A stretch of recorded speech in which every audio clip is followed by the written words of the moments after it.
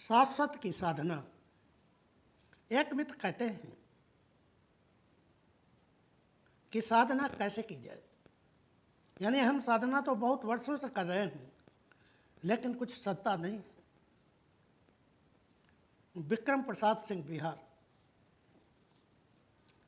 साधना के नाम पर आदमी बहुत भटक चुका है, जिसको वापस लाना अब कठिन हो गया है।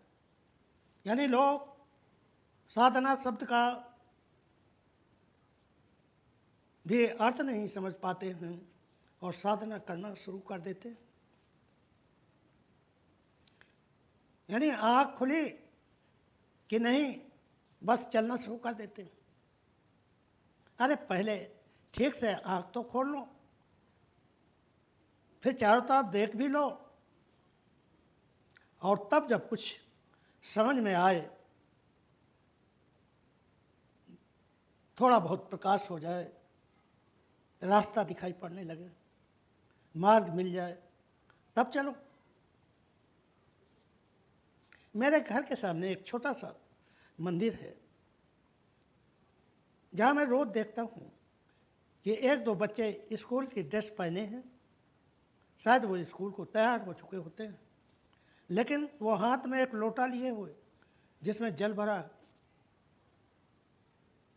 और मंदिर में चढ़ाने जा रहे हैं। यानी ये बच्चा अभी कुछ भी नहीं जानता कि धर्म क्या होता है या परमात्मा खुदा क्या होता है, लेकिन वो स्कूल से ज़्यादा या शिक्षा से भी ज़्यादा महत्व उस मंदिर या मठ को दे रहा है, या उस मंदिर या मठ में बैठे हुए पुजारी को महत्व दे रहा है। वो अपने अध्यापक को भी इतना शायद नमन न करता हो जितना वहाँ बैठे हुए पुजारी को नमन करके आता है, और आशीर्वाद के नाम पर जाने क्या क्या मांग करके आता है। अब इस बच्चे की अभी आँख भी नहीं खुली है। आँख तो शिक्षा से खुलेगी, लेकिन स्कूल जाने के पहले वो मंदिर में सिर नमाने जाता है। अब वो भी बेचारा क्या करे, उसको घर के लोग उत्साहित करते होंगे। और सबसे बड़ी बात यह है कि स्कूल में प्रवेश होते ही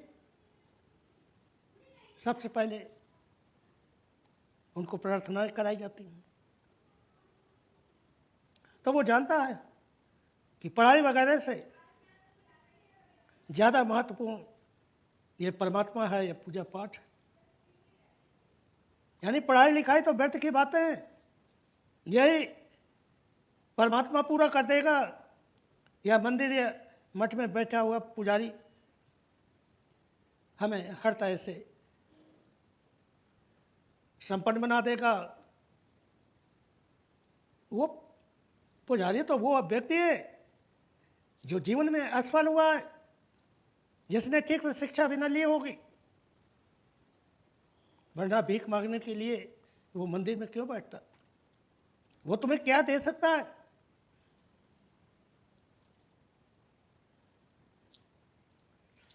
वो व्यक्ति खुद ही भटका हुआ है, अपने जीवन से चूक रहा है,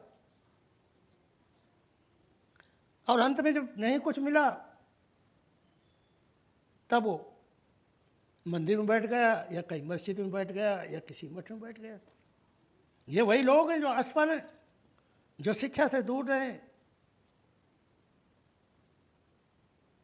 यानी साधना के नाम पर ये जीवन भर बच्चा भटकता रहेगा, और अंत में जब कुछ नहीं मिलेगा तब इस तरह के प्रश्न पूछेगा। यानी ये वही काहिल लोग हैं, आलसी लोग हैं, जो बिना आँख खोले ही यात्रा में निकल पड़े, तो फिर भटकना स्वाभाविक है। यानी किसी ने शायरी कही है, और बड़े अनुभव से कही होगी, कि जहाँ हर डाल पर उल्लू बैठा हो तो अलजामे गुलिस्तान क्या होगा। यानी आदमी इतने मार्गों से भटक चुका है कि उसको वापस लाना बड़ा कठिन है,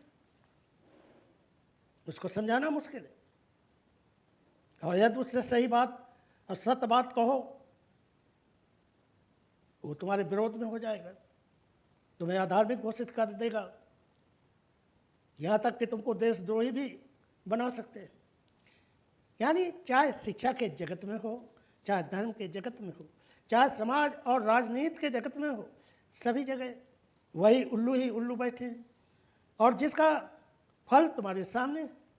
यानी कितनी घृणा की बात है कि आदमी 2 साल की बच्चे के साथ बलात्कार करता है। ये आदमी है? ये धार्मिक देश का आदमी है? ऐसा तो पशु भी नहीं करते। यानी जहाँ देखो शोषण हो रहा है, जहाँ देखो बलात्कार हो रहा है, हत्याएं हो रही, डकैती पड़ रही। और बड़े मज़े की बात यह है कि यही लोग लाल पीले या गिरे हुए वस्त्र भी पहनने लगे ताकि धर्म के आड़ में सारे अत्याचार कर सकें, सारे अपराध कर सकें और उनको छिपा सकें। यानी चोर डकैत या अपराधी अंधेरे में छिप कर रहते होंगे या जंगलों में छिपे रहते हो सकते हैं, लेकिन आज तो वो सब मंदिरों, मस्जिदों और तमाम तरह के मठों में या आश्रमों में बैठ गए हैं। यहाँ तक कि अब तो वो राजनीति की गद्दियों में भी बैठ गए। यानी मित्र, यह एक लंबा विषय जहाँ मैं प्रवेश नहीं होना चाहता। मैं तो चाहता हूँ कि कम से कम धर्म के जगत में तो कचरा न भरा जाए, क्योंकि ये पहले ही इतना कचरा भरा जा चुका है कि अब वहाँ जगह ही नहीं बची। अभी कल ही मैं न्यूज़ में देख रहा था कि हर देश में सैकड़ों वीआईपी लोग हैं जिनको वीआईपी सुविधाएं मिलती हैं और ऐशो आराम से रहते हैं। जनता की कमाई को वो अपनी कमाई समझकर उसका सुख भोगते हैं। यानी उनके लिए कुबेर का खजाना खुला हुआ है और बाकी जनता तो बस धर्म के नाम पर भटकी हुई है या भटकाई जाती है, उन्हीं का शोषण किया जाता है। यानी खास बात यह है कि अन्य बड़े बड़े देशों में, जो धनवान देश है, वहाँ सैकड़ों में वीआईपी लोग होते हैं, लेकिन भारत में 5 लाख से भी ज़्यादा लोग हैं जिन्हें वीआईपी का दर्जा मिला हुआ है। यानी उनकी सुरक्षा में, उनके रहन सहन में, उनके दवा दारू में, यानी सारी सुविधाएं सरकार मुफ्त में दे रही है। यानी ये बात मैं इसलिए कह रहा हूँ कि जब तुम्हारे देश में इतने लोग वीआईपी बनकर बैठे हैं तो वो सब समाज का और सुरक्षा का और कानून को कानून की तरह लागू करने का काम क्यों नहीं करते? औरत नहीं करते तो उनको वहाँ से बाहर करो, लेकिन ऐसा होना मुश्किल है। यहाँ तो सही बात को कहना ही अपराध समझा जाता है, देशद्रोही माना जाता है। ऐसी हालत है मनुष्य की। यानी मैं तो चाहता हूँ कि जो थोड़े से लोग सच में ही धर्म में जीना चाहते हैं और सत्य में जीकर शाश्वत का आनंद लेना चाहते हैं, तो वो तो कम से कम प्राथमिक अवस्था की बातों को समझ लें। यानी मित्र, साधना का सीधा सीधा शाब्दिक अर्थ होता है कि साधना, यानी साधने की जरूरत नहीं है, यहाँ सब कुछ सदा ही हुआ है। बस अपने को ही साध लो तो कम से कम तुम अपने अनुभव से अपने मार्ग को तो चुन सकोगे। यानी अस्तित्व ने तुम्हें साधना के लिए यहाँ नहीं भेजा, बस जो है उसके साथ होशपूर्वक जियो। यानी होश की ज़रूरत है ताकि तुम जो है उसे भोग सको और उसी अवस्था में जीकर वास्तविकता के जीवन को जी सको। यानी साधना के नाम पर लोग अपने शरीर को सताते हैं और पूरा जीवन इसी में गुजार देते हैं और मिलता कुछ नहीं। हाँ, जनता उनको धार्मिक जरूर मानने लगती है और ऐसे ही लोगों की पूजा होने लगती है।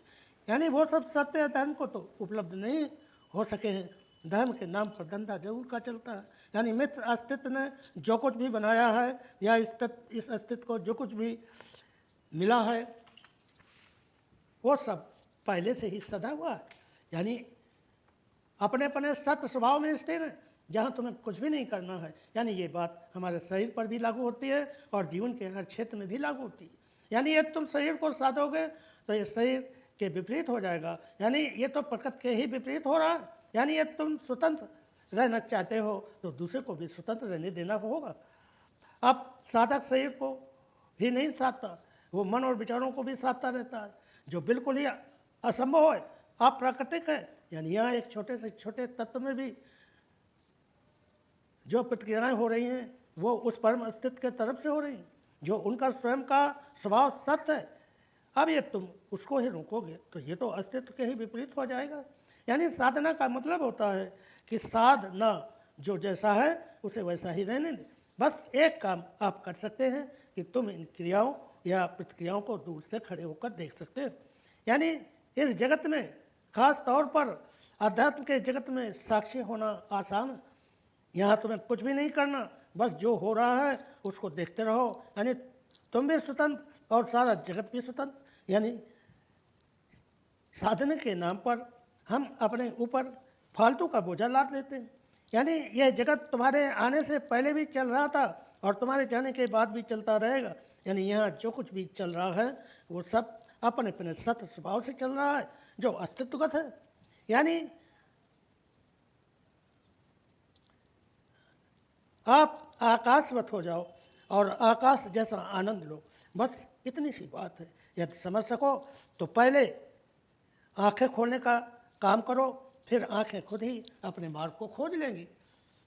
फिर किसी की न पंडित पुरोहित की ज़रूरत है, न किसी के मार्गदर्शन की ज़रूरत है, और न ही तुम्हें परमात्मा और खुदा की ज़रूरत पड़ेगी, क्योंकि तुम स्वयं इस सत्य में जीकर एक एक पल के जीवन का अनुभव करोगे, तब तुम अपने जीवन के महत्व को समझ सको।